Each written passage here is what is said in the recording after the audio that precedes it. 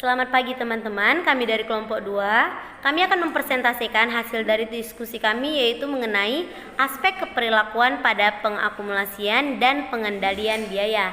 Nah, saya Cantika Rosiana, saya akan menjelaskan materi pertama, yaitu mengenai biaya dengan fungsi manajemen. Pengambilan keputusan manajemen dalam penentuan kebijakan jangka pendek maupun jangka panjang memerlukan informasi biaya yang didasarkan pada perilakunya, informasi biaya yang sistematis dan komparatif, serta data biaya dan analisis laba dibutuhkan agar manajer dapat menetapkan target laba, menetapkan target departemental untuk manajemen tingkat menengah dan manajemen operasi, mengevaluasi efektivitas rencana, menunjukkan keberhasilan atau kegagalan tertentu, mengidentifikasi dan menentukan strategi, serta memutuskan perlunya penyesuaian dan perbaikan dalam organisasi. Sistem informasi yang terintegrasi dan terkoordinasi menyediakan informasi yang dibutuhkan oleh manajer dan mengomunikasikannya dengan segera dalam bentuk yang dapat dipahami oleh pengguna informasi. Kesempatan dapat hilang karena komunikasi yang buruk. Mendesain sistem akuntansi, biaya membutuhkan pemahaman atas struktur organisasi dan jenis informasi yang dibutuhkan. Sistem tersebut harus didesain untuk mendukung manajemen berdasarkan pengecualian, yaitu sistem tersebut harus menyediakan informasi yang memfasilitasi informasi identifikasi segera atas aktivitas-aktivitas yang memerlukan perhatian bagi manajemen. Informasi biaya yang baik, tepat, dan akurat diperlukan oleh setiap pengguna informasi biaya. Hal tersebut dapat dipenuhi jika yang pertama, informasi biaya yang digunakan harus sistematis dan komparatif, sehingga informasi biaya yang digunakan dapat diandalkan dalam memutuskan tindakan apa yang akan memberikan hasil yang optimal bagi perusahaan. Yang kedua itu adalah informasi yang digunakan harus terkoordinasi dan terintegrasi sehingga informasi yang tersedia dapat digunakan oleh manajer perusahaan dan mudah dipahami dan dimengerti oleh pemakai. Yang ketiga itu adalah mencerminkan otoritas sehingga masing-masing manajer dapat dimintakan pertanggungjawabannya. Dan yang keempat itu adalah informasi sebaiknya dapat memfokuskan pada perhatian manajemen. Materi yang kedua itu mengenai pola perilaku biaya. Pada pola perilaku biaya ini, biaya berdasarkan perubahan volume kegiatan yang dikenal dengan istilah perilaku biaya dan terkadang dikenal juga dengan istilah variabilitas biaya. Biaya dapat digolongkan atas biaya tetap, biaya variabel, dan biaya semi variabel.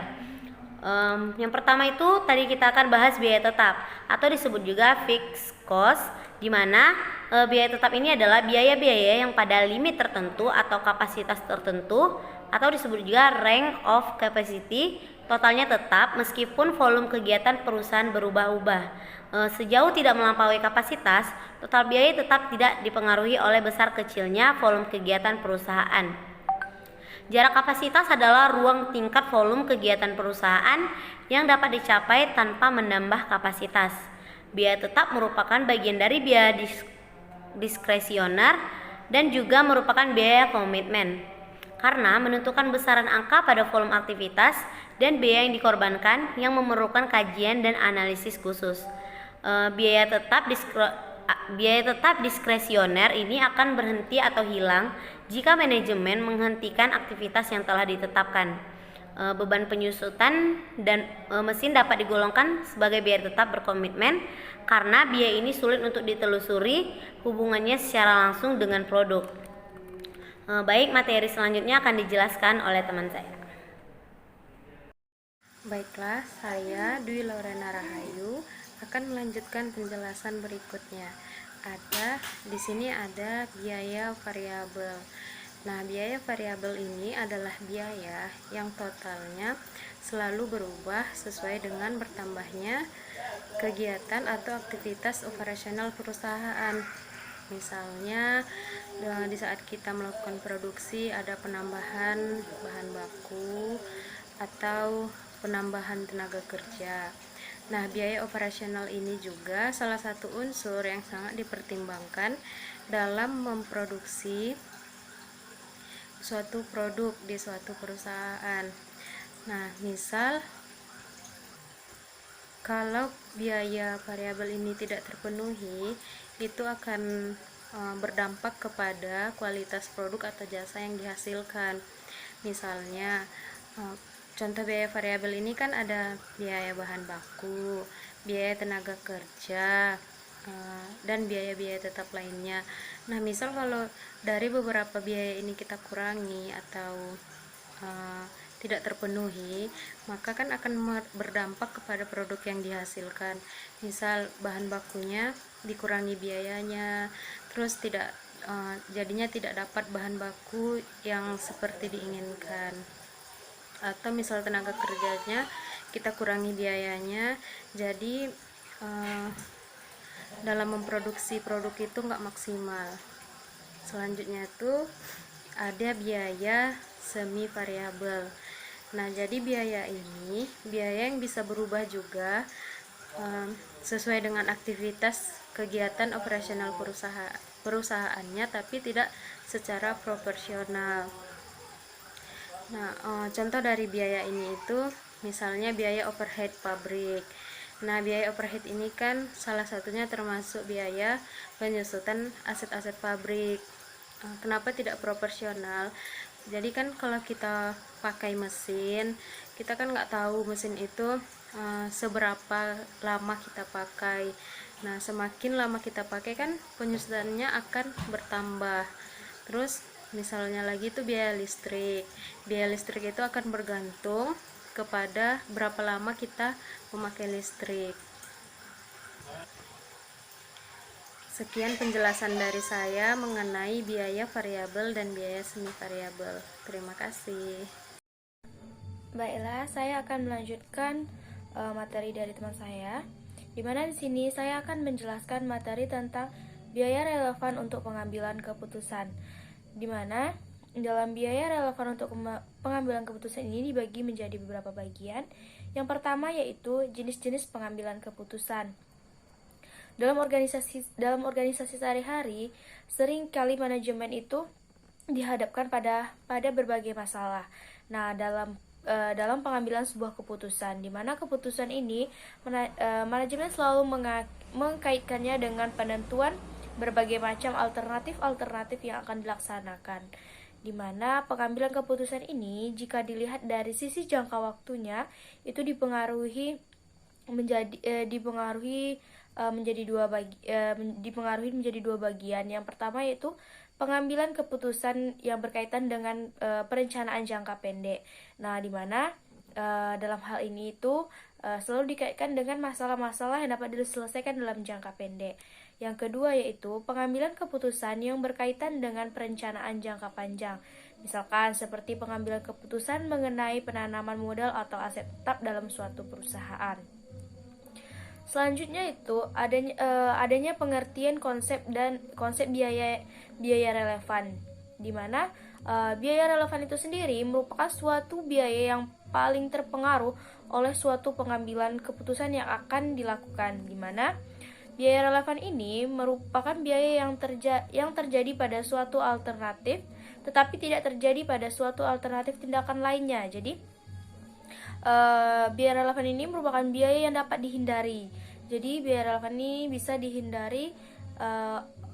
Tidak semua bagian bisa mempunyai biaya yang relevan.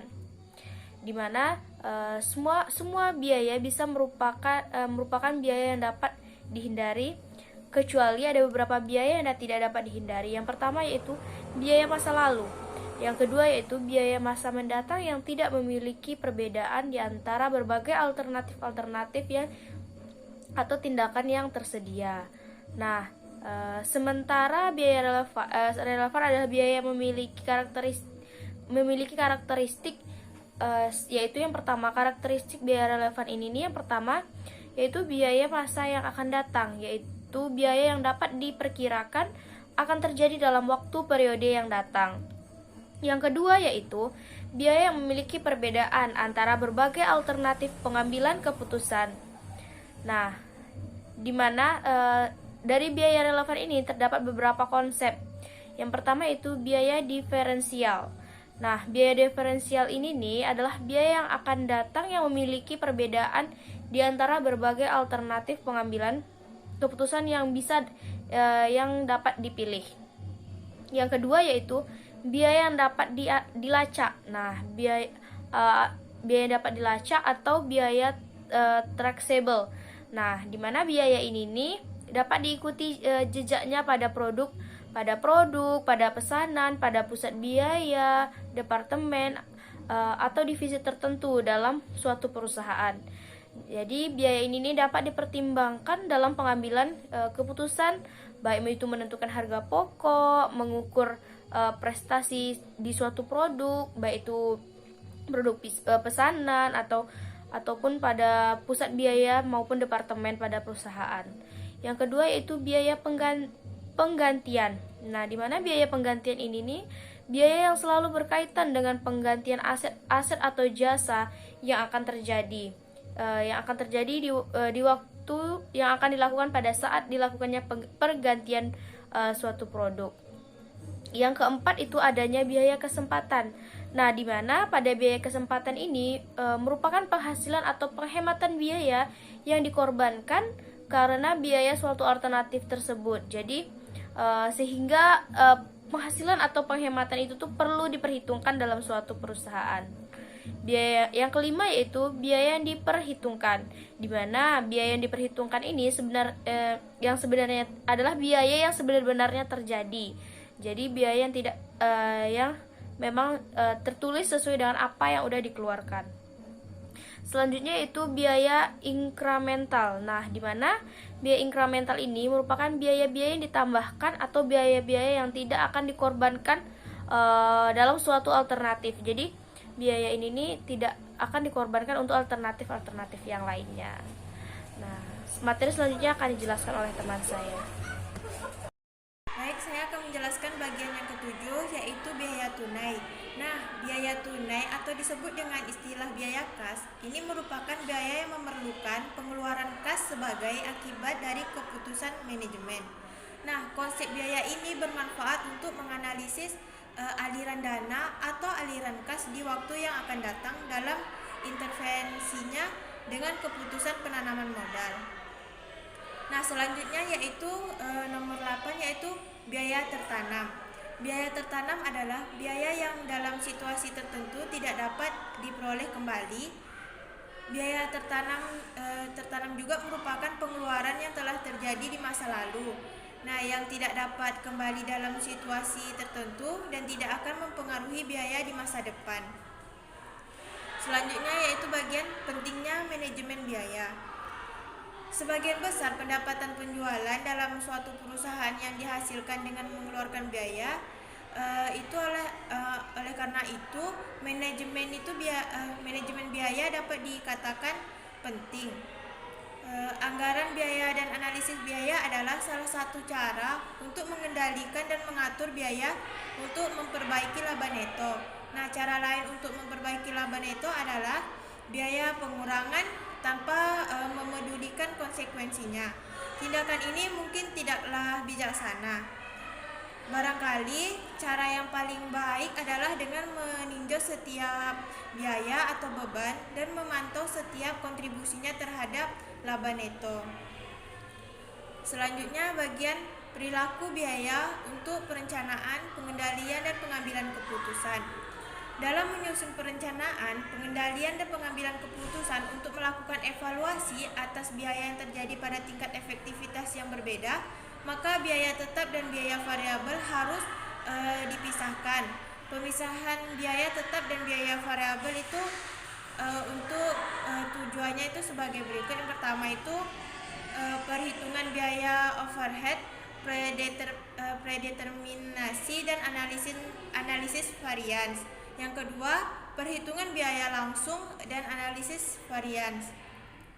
Terus yang ketiga yaitu analisis titik impas serta analisis biaya volume dan laba. Keempat, analisis biaya diferensial dan komparatif. Nah, bagian yang kelima yaitu analisis maksimasis dan minimalisasi biaya jangka pendek. Yang keenam, analisis anggaran modal. Yang ketujuh yaitu analisis keputusan. Dalam menyusun perencanaan, pengendalian dan pengambilan keputusan untuk melakukan evaluasi atas biaya yang terjadi pada tingkat efektivitas yang berbeda, maka biaya tetap dan biaya variabel harus dipisahkan. Pemisahan biaya tetap dan biaya variabel itu untuk tujuannya itu sebagai berikut. Yang pertama itu perhitungan biaya overhead, predeterminasi dan analisis varians. Yang kedua, perhitungan biaya langsung dan analisis varians. Terus yang ketiga yaitu analisis titik impas serta analisis biaya volume dan laba. Keempat, analisis biaya diferensial dan komparatif. Nah, bagian yang kelima yaitu analisis maksimasis dan minimalisasi biaya jangka pendek. Yang keenam, analisis anggaran modal. Yang ketujuh yaitu analisis profitabilitas, pemasaran berdasarkan area atau daerah, produk dan pelanggan. Dalam menentukan harga pokok perilaku, untuk menggambarkan hubungan antara biaya total dengan volume kegiatan perusahaan, umumnya dinyatakan dengan fungsi biaya sebagai berikut kan. Pada total biaya sama dengan total biaya tetap ditambah dengan total biaya variabel. Nah, total biaya adalah seluruh biaya yang dikorbankan untuk menghasilkan produk atau jasa yang terdiri dari unsur biaya tetap dan biaya variabel. Total biaya tetap yang diperhitungkan sesuai dengan biaya diskresioner yang telah disetujui berdasarkan standar produk atau jasa yang dihasilkan. Baiklah, selanjutnya adalah perencanaan. Umumnya di dalam perencanaan itu ditentukan harga pokok produk dan rumus fungsi yang dijadikan sebagai dasar perhitungan untuk menentukan standar biaya produk yang dihasilkan. Untuk membantu para manajer dalam menetapkan harga pokok produk standar, maka digunakan asumsi-asumsi dalam menyederhanakan perhitungan biaya berdasarkan volume aktivitas. Selanjutnya adalah pengendalian. Dalam kaitannya dengan pengendalian biaya, pola perilaku biaya sangat membantu manajemen untuk melakukan fungsi pengendalian dan juga pengawasan. Perilaku biaya memberikan informasi apa saja yang terkait dengan unsur-unsur biaya yang diperlukan untuk mendapatkan perhatian dalam setiap aktivitas perusahaan. Selanjutnya adalah pengambilan keputusan. Pola perilaku biaya juga membantu manajemen dalam memberikan informasi yang berguna untuk pengambilan keputusan. Dalam memahami konsep biaya, berdasarkan perilaku, manajemen dapat melakukan sejumlah pengambilan keputusan, strategi maupun keputusan-keputusan khusus, baik dalam jangka pendek maupun jangka yang panjang. Dalam pengambilan keputusan tersebut, contohnya itu seperti manajemen itu dapat menentukan keputusan melanjutkan atau menghentikan produksi suatu produk dan berbagai keputusan lainnya. Tentu saja dengan mempertimbangkan penentuan kebijakan biaya tetap dan juga biaya variabel yang digunakan untuk menghasilkan produk atau jasa tersebut. Selanjutnya adalah aspek keperilakuan dari langkah akuntansi yang bisa dipilih. Yang pertama adalah penetapan standar. Elemen yang paling berpengaruh dalam menentukan berhasil atau gagalnya suatu sistem biaya adalah standar yang digunakan sebagai kriteria dari kinerja.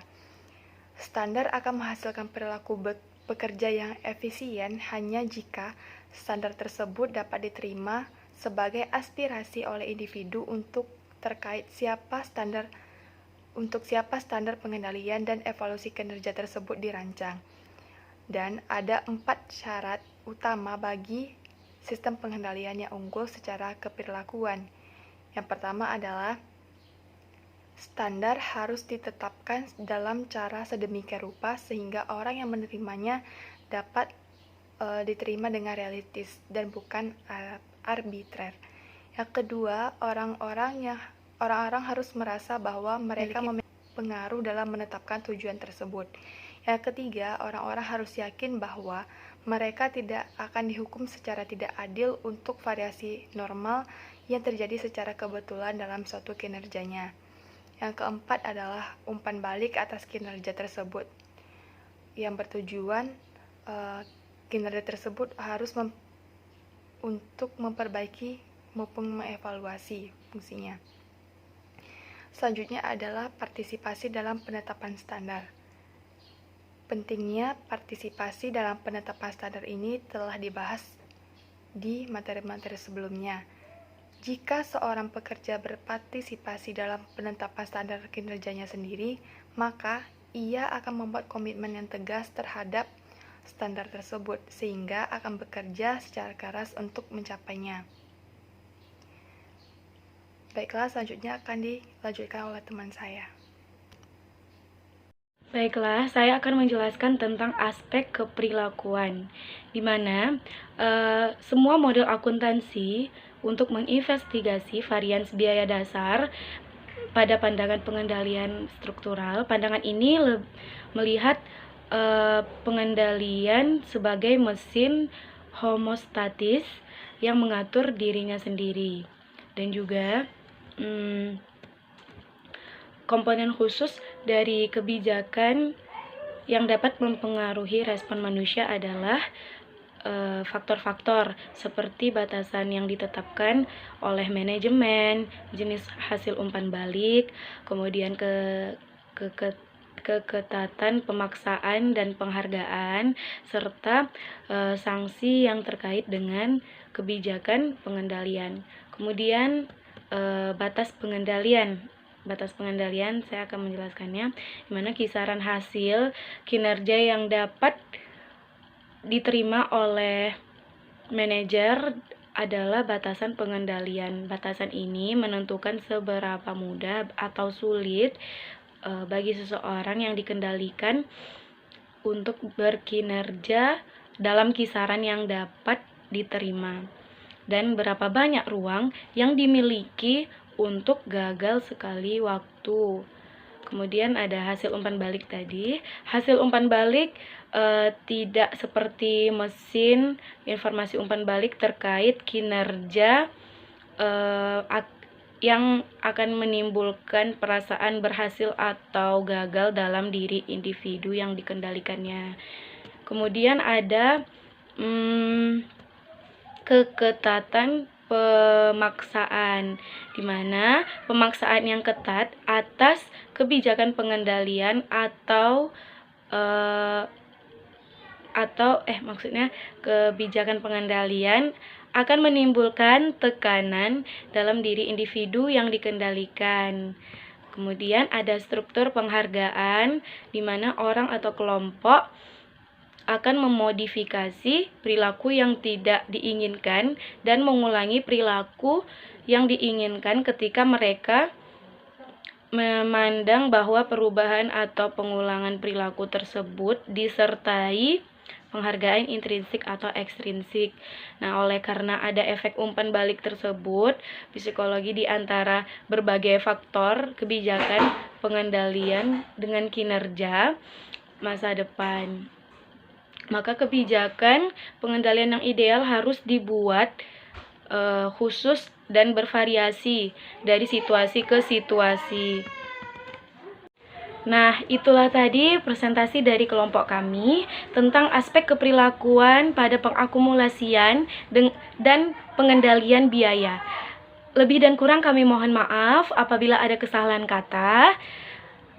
Wabillahi taufiq wal hidayah. Assalamualaikum warahmatullahi wabarakatuh.